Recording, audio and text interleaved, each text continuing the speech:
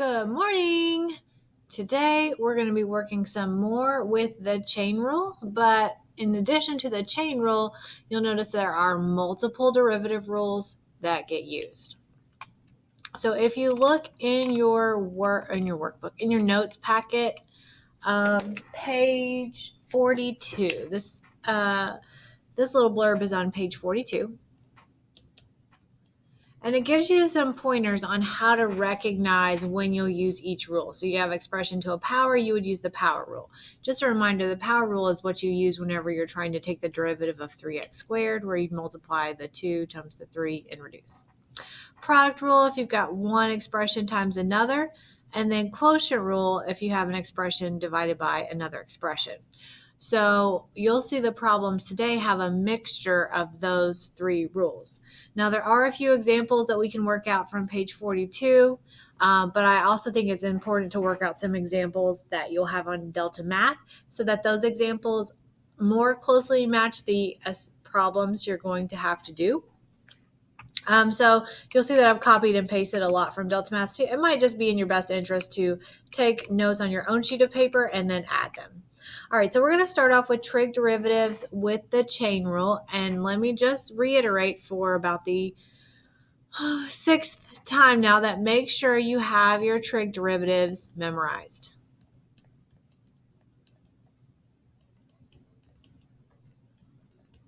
Because they are just going to come up all the time. And if you don't remember the trig derivatives, if you do a nice little Google search, so let me just, here, I'll show you. Google search, you can just search trig derivatives, just like this. Because all the calculus teachers tell you to memorize. You can even pull up an image of them. And look, here's a nice little chart of all your trig derivatives. Derivative of sine is cosine. Derivative of cosine, negative sine. Derivative of tangent, secant squared. You need to have these memorized because it's going to be annoying to Google every single time, especially when that trig derivative is embedded within another problem. So memorize them. Even though you're at home, you still need to memorize them. All right, so let's try this one out. Trig derivatives with the chain rule. So what we're going to do is we're going to work this out. And I want to point out a couple things. First of all, they have this as negative cosecant squared, which is the same thing as writing the entire cosecant function. Sorry, I said squared, but I meant cubed. This means the same thing as the entire cosecant function cubed. So this I'm going to rewrite as negative parentheses cosecant of x cubed.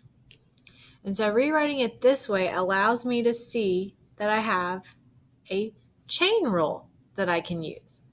And let me color code it for us so we can see it even better. So the outside function becomes the negative, the parentheses, and the 3 as the exponent. The inside function is the cosecant of x. Outside is the blue. Inside is the red. So when I find the derivative, I'm first going to find the derivative of the outside function. So negative, remember, bring this negative 3 down to the front. So negative 3 parentheses, subtract 1 from the exponent, you get 2. And then just copy down whatever's inside the parentheses. Times the derivative of cosecant. And you're like, oh, what's the derivative of cosecant? Well, the derivative of cosecant is negative cosecant x cotangent x. Oh, and I can't spell. Can't abbreviate right. Negative cosecant of x cotangent of x. And you can enter your answer in just like this. However, sometimes it can be, we want to be really clear with our notation, and sometimes people can misread this as the blue part subtracting the red part. So you'll see, if you see any constants out, go ahead and multiply the constants together. So I can write this as 3 cosecant squared of x, if I want to change it back to that notation, times cosecant x, can't spell again, cotangent of x. And then if I wanted to be even a little more specific, if you notice that you have a cosecant times a cosecant, cosecant times cosecant is cosecant cubed. Sorry, cosecant squared times cosecant is cosecant cubed. So 3 cosecant cubed of x cosecant or cotangent of x. Now, you can enter as your answer in Delta Math. Delta Math will accept this answer. They'll accept this answer. They'll accept this answer. Any answer, Delta Math will accept. It's in your best interest to just, once you find the derivative, to just stop if you're just trying to get the answers right on Delta Math. But if you want to practice simplifying, it's good practice as well. Ms. Honeycutt will probably make you do some exercise like a circuit training where you have to recognize other forms. But Delta Math will take any of these 3 examples. All right, next one, 2 secant squared of x. So first thing I want to do, I want to rewrite it so I can see what rule needs to be applied better. So this is the same as 2 times the secant of x squared. So now I have a parentheses squared. That allows me to see that f of x is going to have a chain rule involved. So the outside function is the 2, the parentheses, and the squared. And the inside function is secant of x. So now let's find the derivative. Multiply the 2 times the 2. We'll get 4 parentheses. Reduce 1 from the exponent. It's just a 1 as an exponent. You don't even have to write that there. Copy down what's on the inside. And then times the derivative of secant. Oh, what's the derivative of secant? Derivative of secant is secant of x, tangent of x.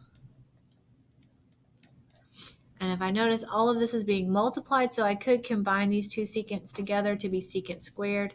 So I can write my final answer as f prime of x equals 4 secant squared of x, because secant times secant is secant squared, times tangent of x.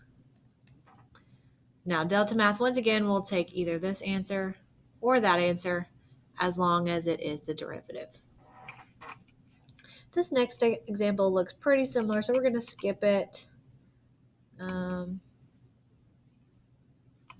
Well, maybe not. Oh, I put it, now I remember what I put in there. Okay, so we're going to keep it in there. I'm going to rewrite it so that we can better see the chain rule. I notice that I've got 3 tangent parentheses to be my outside function. So I'm going to say this is 3 times the tangent parentheses. Oh yeah, now I remember what I put in there. And then the inside function is 3x.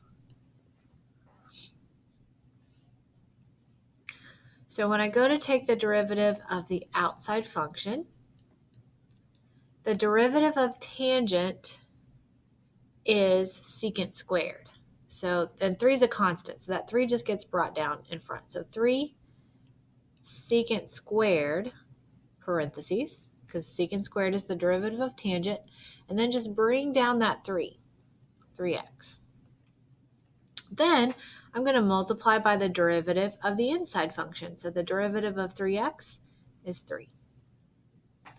Then if I want to, so this is the answer, but if I want to, I can multiply these outside 3's together. I can't multiply by the 3 because this 3 needs to have the secant taken of it first before you multiply it by the others. So I could say this is dy dx equals 9 secant squared of 3x, which is a little more simple, but again, you can enter either answer.